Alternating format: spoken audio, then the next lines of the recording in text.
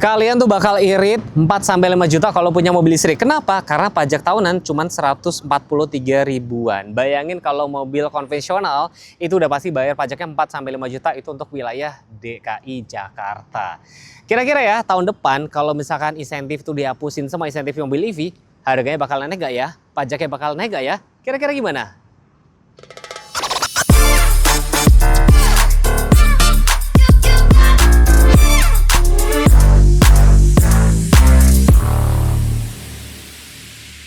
Yes, ini adalah Aletra L8 EV. Terima kasih buat Aletra sudah dikasih pinjam mobilnya, terutama buat Aletra Kemang. Jadi gue tadi sudah sempat melakukan test drive. Jadi di video ini gue bakal cerita nih, kira-kira mobil ini nyaman nggak, cocok buat keluarga nggak, cocok buat luar kota nggak, dan segala macam. Gue bakal review, pokoknya tonton sampai habis. Tapi kalau misalnya tonton mau nanya lebih detail, misalkan Mas cara ngecasnya gimana dan segala macam, teman-teman follow Instagram gue sekarang @teguh.ku. Nah di situ kalian bisa langsung DM gue. Gue pasti bakalan lebih gercep untuk ngebales ya kayak gitu loh. Nah, lo tidak tebak depan seperti ini. Tampilannya ya ala-ala mobil EV ya. Jadi minim grill-grill kayak gitu. Terus lubang casnya tuh letaknya di sebelah depan dan tentunya sudah support fast charging nih. Jadi salah satu kelebihan nih kalau misalnya tempat charging di depan kayak gini, kalau kalian ngecharge tuh rapi gitu loh. Jadi kanan kirinya itu nggak keganggu.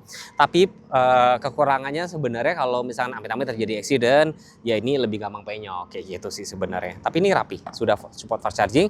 Di sini dilengkapi dengan kamera 360 yang kalian bisa operasiin. Tadi gue udah sempat cobain nih pada saat di jalan, even mobilnya lagi jalan pelan, itu kita bisa lihat kamera 360. Tapi kalau kita ngomongin ADAS, sayang ya mobil ini belum dilengkapi dengan ADAS. Tapi disclaimer dulu ya, gue pribadi kalau ada fitur ADAS tuh jarang banget gue pakai. Yang paling sering gue pakai malahan sebenarnya adalah cruise control yang memang sebenarnya itu kepake banget pada saat perjalanan luar kota. Tapi kalau kita ngomongin ya, perjalanan luar kota itu juga kan jarang banget gitu loh.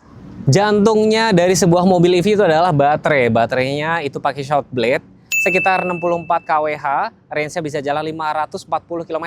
Itu klaimnya ya CLTC.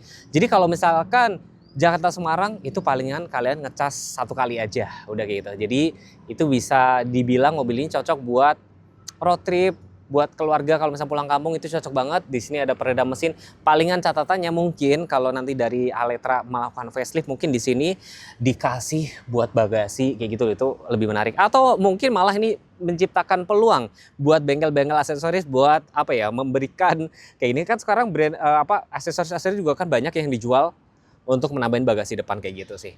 Gue bilang mobil ini juga cocok banget buat keluarga di Indonesia. Kenapa? Karena dimensinya juga cukup gede nih, sekitar 4,8, wheelbase-nya 2,8, sehingga kabinnya tuh cukup berasa lapang. Jadi mobil ini kan yang tadi sempat gue mention kan, brand lokal Indonesia, sehingga sudah diatur sedemikian rupa, pengaturan suspensi, pengaturan kayak misalkan kelegaan kabin segala macam sudah diatur sedemikian rupa. Jadi saya rasa lebih cocok buat di masyarakat di Indonesia.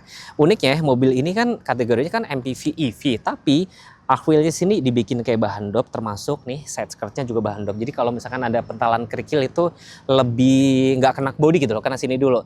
Profil bannya 225 55, ringnya 18, tentunya cakar benar-benar belakang yang sudah dilengkapi dengan TPMS. Jadi kalian nggak perlu ngecek itu tekanan anginnya ada berapa. Ini kamera 360-nya tentunya sudah dilengkapi dengan smart entry. Kuncinya itu nanti kalian bakal dapat seperti ini ya. Jadi tombol lock, terus unlock, ini buat pencet kayak alarm, ini buat buka tutup bagasi.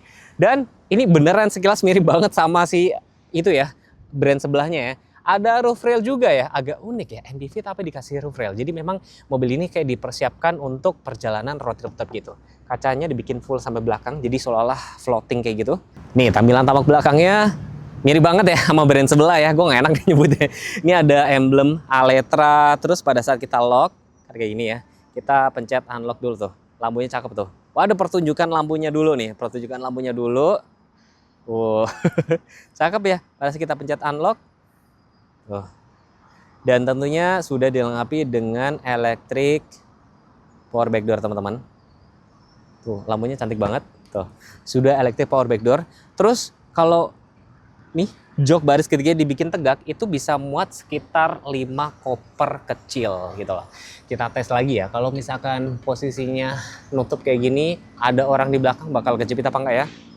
Oke, dia bakal balik lagi jadi so aman. Seperti biasa, mobil listrik biasanya tidak dikasih ban serep, tapi biasa dikasih tire kit. Jadi kalau misalkan bannya bocor dan segala macam, jadi kalian nanti bisa langsung kayak nambal gitu. Tapi penting banget kalau kalian punya mobil EV, habit yang udah ada nanti biasanya akan muncul adalah ngecek nih posisi SPKLU di mana, dan mungkin kalian harus ngecek posisi bengkelnya atau tempat showroomnya yang paling dekat tuh di sebelah mana. Ini penting banget buat teman-teman ya sebelum berkendara. Kalau misalkan mau pengaturan jok atau safety belt, pokoknya kalian pengaturannya di sini. Jangan sambil jalan tuh pengaturan ini bahaya ya. Tuh, jadi ini sudah lengkap dengan electric seat. Driver maupun penumpang depan, joknya udah kulit, airbagnya ada 4. Terus salah satu ciri mobil mewah tuh apa? Selain panoramik tentunya, ini panoramik gede banget. Semua window tuh sudah dibekali auto up and down. Nah, itu salah satu ciri-ciri mobil mewah. Terus kayak misalnya glove box-nya juga sudah soft opening. Di sini kayak ada wooden panel, sudah soft touch. Build quality sih gue bilang sih cukup oke. Terus biasanya mobil Cina itu kan juga pengaturan fiturnya kan di layar semua. Ini masih ada tombol fisik guys. Jadi kayak ada drive mode, tuas transmisi letaknya di sini. Jadi cukup ergonomis, wireless charger, AC-nya juga sudah dual zone, udah bisa Apple CarPlay, Android Auto. Terus hal-hal kecil kayak tempat kacamata, sun visor, ini kesukaan cewek-cewek nih. Jadi sun visornya itu ada kaca dan lampu juga kayak gini. Terus yang pilar A ini memang agak cukup gede kan. Nah di situ diakalinya dikasih kaca kecil jadi buat membantu visibilitas. Pesan gue selalu bilang sama teman-teman kalau misalnya mau cari mobil nggak usah takut merasa nggak enak sama sales, datang lihat unit dan test drive. Oh ya, ini sudah tilt teleskopik ya. Dan mungkin kalian harus belajar sedikit karena perlampuan letaknya sebelah sini, wipernya sebelah kanan. Sebelumnya saya ucapin terima kasih buat Aletra Kemang sudah dikasih pinjem unitnya. Gue nanti mungkin bakal berkendara sekitar berapa hari ya? 5 hari maybe ya. Pak, makasih Pak. Tadi dibantu sama Pak Yoyo, ramah banget. Jadi teman-teman, bahkan gue perhatiin Aletranya nih baik ya. Pemilik brand lain itu apakah brandnya tidak menyediakan tempat charger apa gimana sehingga numpang di sini, tapi sama Aletranya boleh. Tapi gue nggak tahu ya apakah itu gratis. San itu tadi gratis apa enggak sih? Nggak mungkin gratis ya. Nah ini di jalanan Kemang yang padat, di sini masih ada tombol fisik kayak misalkan drive mode-nya nih. Jadi ada ini mode normal, sport. Normalnya dia nggak ada keterangan normal, dia cuman warna biru terus sport gitu guys. Ini buat teman-teman yang kayak misalkan kayak gue pribadi ya, itu juga sebenarnya kan agak kayak menghindari ya kalau lewat gang-gang sempit dan segala macam. Tapi kalau dirasa kalian memang kayak masih ragu-ragu, kalian manfaatin aja kamera 360 yang di sini teman-teman tuh. Kamera 360 di sini itu cukup lumayan, kameranya jelas. Jadi ada kayak tampilan tampak satelit atau bird view kayak gitu. Kamera sebelah kiri, kanan, belakang tuh. Jadi kalian juga bisa lihat, barangkali kalian ada yang ngintip gitu kan. Ngintip lagi, yang mengikuti. Menurut lu San, lu butuh banget gak sih adas-adas kayak gitu? Safety sense, safety. Jujur aja ya, jangan karena kita dikasih pinjam Aletra lu bagus-bagusin Aletra. Yes, karena gua adalah pengguna mobil tua yang ada adas-adasan. Gua biasanya nyetir di dalam kota, jadi gua ngerasa adas tuh nggak gitu perlu, kecuali gua lagi pulang kampung. Jadi sesekali perlu mungkin. Oke, ya sebenarnya adas itu nice to have ya.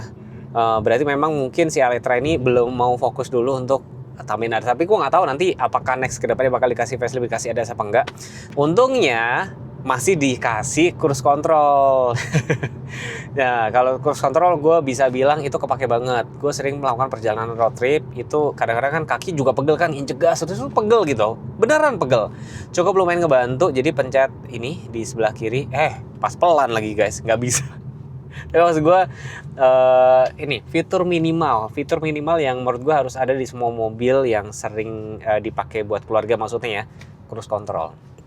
Jadi kalau pada saat jarak jauh dan kita kecepatannya konstan dan memang memungkinkan aman, nyalain cruise control. Jadi kakinya bisa sempat istirahat sebentar, kaki kanan terutama tuh lebih kayak ke jenuh gitu loh ya, kaki injek gas itu udah jenuh lama-lama kalau perjalanan jauh. Kalian tahu kan isu yang insentif mobil EV tahun 2026 itu bakal di stop. Otomatis kalau di stop harganya bisa bakalan naik puluhan juta. Bukan jutaan tapi puluhan juta, karena yang kemarin subsidi itu kan PPN DPT sama PPN BM ya kan, belum lagi kayak PKB-nya dan segala macem. Nih di tangan gue ada SNK-nya nih. SNK-nya di sini ada PKB-nya tuh 0 rupiah. Tetap harus diperpanjang. Cuman yang kalian bayar tuh cuman yang SPD KLLJ 143.000. Murah banget. Murah banget. Jadi kalau kalian pakai mobil listrik itu sebenarnya keuntungannya tuh lebih kayak jangka panjang. Setidaknya kalian tidak bayar pajak tahunan yang mahal. Contoh kayak mobil gue tuh 4 jutaan. Terus bebas ganjil genap. Ngecasnya juga murah. Nah ini buat bermanuver pas belokan kayak gini. Nggak tahu nih di belakang stabil nggak kan? Kabinnya sih ini berasa suspensi empuk ya. Empuk nih, mentul-mentul. Tapi nggak terlalu empuk banget. Tapi pada saat tadi ketemu kayak jalan yang rusak, dia cukup stabil. Gue mau cobain drive mode-nya ini udah mulai agak lega nggak sih? Sport mode. Oh. Cuman ini catatannya ya, dikasih top speed 160 km per jam. Jangan kenceng-kenceng ya. Apalagi sebenarnya kalau mobil-mobil keluarga kayak gini tuh nggak cocok buat kebut-kebutan. 160 ya itu udah cukup oke lah. 0 ke 100 berapa? 10 detik ya kalau nggak salah. Coba. Enak. Dipakai buat kenceng. Oke, gue berasa memang agak limbung sedikit tapi minimal. Karena wajar, karena mobilnya ini gede kan dan agak tinggi. Tapi nggak seberapa. Tapi overall cukup enak dan tentunya gue bakal cobain cruise controlnya. Gimana tadi San? Pencet. Terus? Set. Oke. Nah, ini yang gue maksud. Jadi kalau kalian melakukan perjalanan road trip, kaki kanannya bisa istirahat sebentar, gitu loh. Itu kan cukup lumayan kebantu gitu loh. Cuman sayangnya ya belum adaptif aja. Kalau naikin kecepatan tinggal pencet ke atas. Jadi satu step itu 1 km, 78, 79, 80. Oke. Tadi kalau nggak salah tuh kecepatannya minimal 30 km per jam baru dia bisa aktif cruise controlnya. Nah ini kalian kaki kanannya bisa istirahat sebentar. Tapi tetap ya, gue pribadi kalaupun misalkan mobil tuh ada sekalipun, gue nggak terlalu percaya dengan mesin atau dengan AI atau apapun gitu. Tetap kalian harus bertanggung jawab di balik kemudi ini. Seperti saran dari teman-teman, gue sekarang coba duduk di baris kedua karena kayaknya pertimbangan paling masuk akal saat ini kalau misalkan mobil ini di-compare sama M6 ya, tentunya adalah kelegaan kabin. Yang gue baca-baca tuh adalah ini jadi salah satu nilai plusnya mereka. Kabin ini lega banget dengan wheelbase sekitar 2,8, ini berasa lega duduk di baris kedua tuh, karena joknya Captain Seat ini nyaman, jarak kepala juga cukup tinggi, dan itu gue tempel di panoramic sunroof cukup gede nih, jadi biar teman-teman biar tahu selapang apa mobilnya. Blower AC kalian juga bisa atur dari sini. Third row climate only. Jadi di sini ada blower AC termasuk di baris sini juga nih teman-teman. Oke. Ini ada hand grip juga, perlampuan LED semua. Seperti biasa ya, di sini ada Isofix cantolan baby car seat. Jadi buat teman-teman yang kalau misalkan punya anak kecil, sebaiknya beliinlah baby car seat yang bisa dicantol di sebelah sini. Terus kalau di sebelah sini, ini juga ada seat back pocket, seat back table nggak ada dia guys. Windownya, all windownya sudah auto up and down, jadi bisa naik turun. Tuh. Sekalian tes kabin ya, nih tes kabin.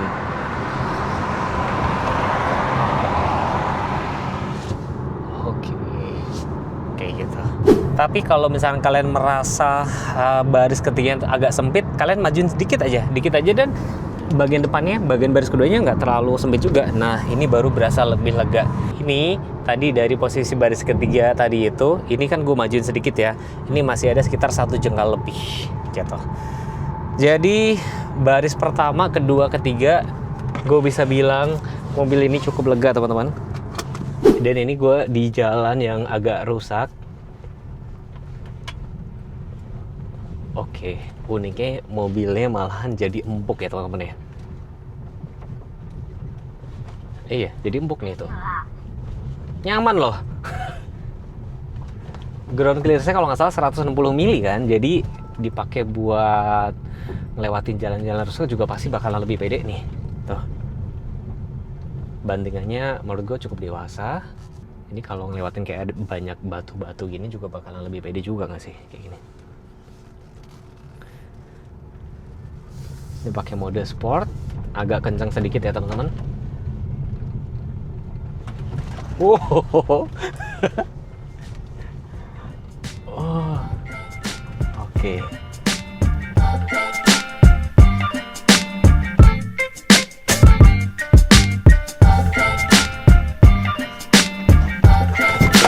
Nah, kesimpulannya gimana Mas Teguh? Nah, mobil ini sebenarnya cocok buat teman-teman yang lagi cari mobil keluarga, tapi EV, range yang panjang.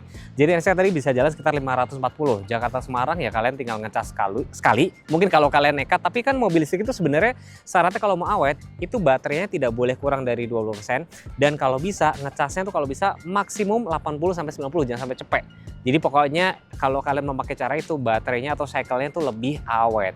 Tadi sudah cobain di baris pertama, kedua, ketiga juga cukup nyaman. Uniknya, kalau di jalan tol tadi itu cukup agak mental-mentul, tapi tadi pada saat cobain di jalan rusak tadi jadi lebih stiff. Tapi cukup nyaman, bandingannya juga cukup dewasa. Mode berkendara ada eco sama sport. Tapi kayaknya daya jualnya atau selling pointnya di sini adalah kabinnya yang lapang. Dijual sekitar 488 juta kalau nggak salah. Kira-kira menurut kalian worth it apa enggak? Kalau gue pribadi bisa bilang ya, mobil ini patut dipertimbangkan. Apalagi catatannya, baris ketiganya juga cukup lapang. Dan next, kalau teman-teman pengen dibuat video apa, tinggal komen aja. Kalau misalkan mau nanya lebih lanjut, Mas, cara ngecasnya dan segala macam, follow Instagram saya @teguh.co. Kalian bisa DM ke situ. Nanti gue jawabnya lebih gercep. Terima kasih. Sekian dari saya. Wassalamualaikum warahmatullahi wabarakatuh. Bye-bye.